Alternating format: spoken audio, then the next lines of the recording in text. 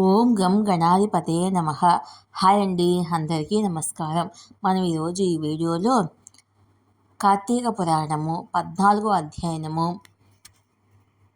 ఈ అధ్యాయం విన్నవారికి అంధతమస్సు అనే నరకం నుండి విముక్తి కలుగుతుంది. ఈ వీడియో కనుక మీకు నచ్చినట్లయితే లైక్ చేయండి, షేర్ చేయండి, సబ్స్క్రైబ్ చేసుకోండి. ఈ వీడియో లాస్ట్ వరకు స్కిప్ చేయకుండా చూడండి. ఇలా చేయడం వల్ల ఈ వీడియో మరికొంతమందికి రీచ్ అవుతుంది. ప్లీజ్ సబ్స్క్రైబ్ మీ, సపోర్ట్ మీ. Thank you for watching. Karthika పురాణము 14వ అధ్యాయము.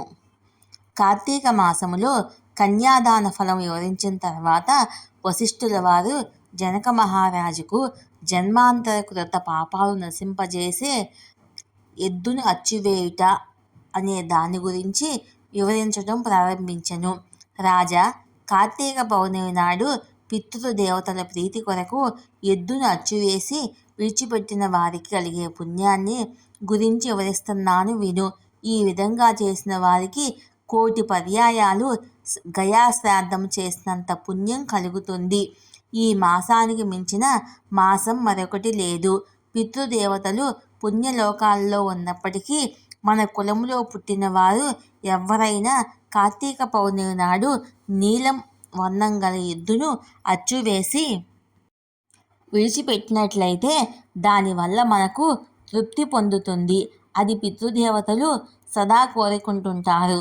కార్తీక మాసములో ధనవంతుడు కానీ, బీదవాడు కానీ, పిసినారి కానీ ఎద్దుకు అచ్చువేయకపోయినట్లయితే వాడు యమాజ్ఞ వల్ల అంధతమస్సు అనే నరకం పొందుతాడు.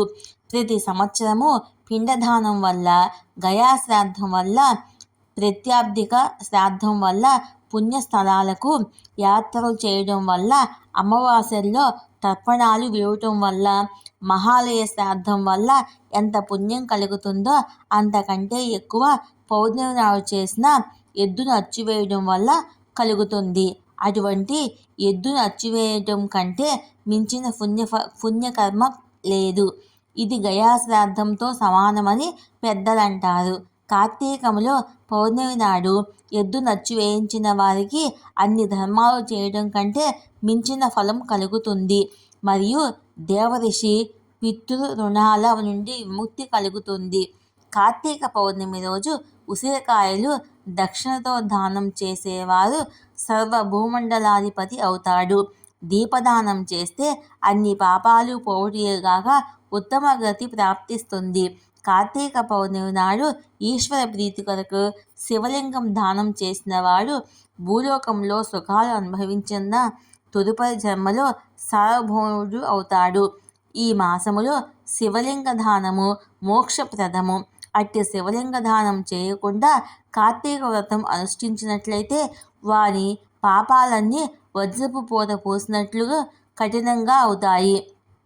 కార్తీక వ్రతము దుర్లభమని, విస్తార ఫలం ఇస్తుందని చెప్పబడిందని, పితృశేషాన్ని భుజించడము నిషిద్ధమైన దాన్ని భుజించడము, తిలదానం పట్టడము, పొరిగింట్లల్లో భుజించడము, శ్రాద్ధ భోజనం చేయడము అనే ఈ 5 కార్తీక వ్రతం చేసినప్పుడు వదిలిపెట్టాలి. అంతేకాదు, నివేదన చేయని అన్నాన్ని, ఉపనయనాది సంస్కారాలు లేని వాళ్ళు అన్నాన్ని, పూజారి ఇళ్లలోని అన్నాన్ని, పంక్తి భోజనము, శూద్రదానము, విధవ వండిన అన్నాన్ని కార్తీక మాసములో విడిచిపెట్టాలి. కార్తీక మాసములో సూర్య చంద్రగ్రహణ కాలంలోనూ, ప్రత్యాది శ్రాద్ధంలో ఆదివారం నాడును, అమావాస్య, పౌర్ణములు యందు రాత్రి భోజనము చేయరాదు. ఏకాదశి నాడు పగలు, రాత్రి, నిషిద్ధ దినాల్లోనూ, దశమి, ద్వాదశులందు, వ్యతిపాత, వైద్యుత యోగాల్లోనూ కార్తీక వ్రతం చేసేవారు, మాస వ్రతం చేసేవారు రాత్రి భోజనం చేయరాదు. భోజన నిషేధం గల రోజుల్లో ఛాయాపక్తం మహర్షుల చేత విధింపబడి ఉండటం వల్ల సూర్యాస్తమయానికి ముందే భోజనం చేయాలి. దానివల్ల నత్తవ్రతం కలుగుతుంది. కాబట్టి నత్తమును అనగా రాత్రి భోజనాన్ని చేయరాదు. అన్ని పుణ్యాలనిచ్చే కార్తీక వ్రతం చేసేటప్పుడు నిషిద్ధ దినాల్లో భోజనం చేస్తే వచ్చే పాపము ఇంత అని చెప్పలేము. అందువల్ల తప్పక కార్తీక వ్రతం చేయాలి. కార్తీక మాసములో పగటి నిద్ర, కంచు పళ్ళెంలో భోజనము, నిబంధపూర్వక నిద్ర, ఇంటిలో స్నానం చేయటము, నూనెతో తలంటు పోసుకోవటము, రాత్రి భోజనం చేయటము, శాస్త్ర నింద, వేద నింద వదిలిపెట్టాలి. వేడి నీరుతో స్నానం చేయరాదు. శరీర బలం ఉండి కూడా వేడి నీరుతో స్నానం ఆచరిస్తే కళ్ళుతో స్నానం చేసినట్లవుతుంది. రాజా, కార్తీక మాసములో సూర్యుడు తులారాశిలో ఉండగా నదీ స్నానం చేయవలెను. అవకాశం లేని యెడల కాలువలు, చెరువులు, కోనేళ్లు పుణ్యనదులుగా అనుకొని స్నానం చేయవచ్చు. స్నానం చేసిన తర్వాత సూర్యమండలం మధ్యనున్న శ్రీ విష్ణుమూర్తికి నమస్కరించి విష్ణు కథలు చెప్పుకుంటూ ఇంటికి రావలెను. సాయంకాలం సంధ్యావందనాలు, సాష్టాంగాలు చేసుకొని కాళ్ళు కడుక్కొని ఆచమనం చేసి ఈశ్వరునికి కర్మోక్త ప్రకారము షోడశోపచార పూజ చేయాలి.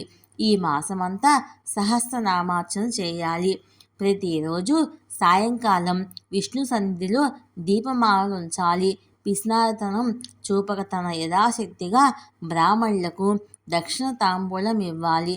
నత్తవ్రతం చేసేవారికి అన్ని పాపాలు కృషించిపోతాయని నారదాది మహర్షులు అంటారు. కార్తీక చతుర్దశి రోజు పితృదేవతలను ఉద్దేశించి భక్తితో ఒక బ్రాహ్మణుడికైనా భోజనం పెట్టిన వారి పితరులంతా సంతోషంతో తృప్తి పడతారు. నువ్వుల దానం చేస్తే పితృదేవతలంతా తృప్తి చెందుతారు. ఫలదానం చేస్తే సంతాన నష్టం కలగదు.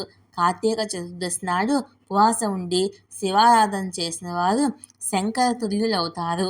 పరమ పవిత్రం అయిన ఈ అధ్యయనం విన్నవారికి పాపాలన్నీ నిస్సంశయంగా నశిస్తాయి.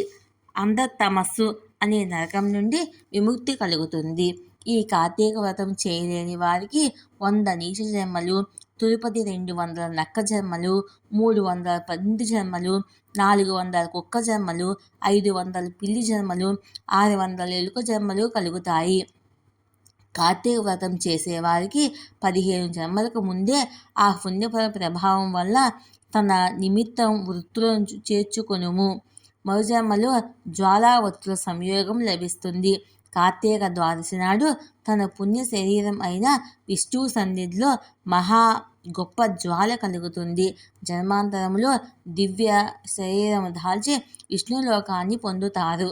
ఈ నెలంతా వ్రతం చేయలేని వారు ద్వాదశి నాడైనా వ్రతం చేసి ఉత్తమ దీపం వెలిగించడం వల్ల విష్ణు సాన్నిధ్యం పొందుతారు. ఈ వీడియో కనుక మీకు నచ్చినట్లయితే లైక్ చేయండి, షేర్ చేయండి, సబ్స్క్రైబ్ చేసుకోండి. ఈ వీడియో లాస్ట్ వరకు స్కిప్ చేయకుండా చూడండి. ప్లీజ్ సబ్స్క్రైబ్ మీ, సపోర్ట్ మీ. Thank you for watching.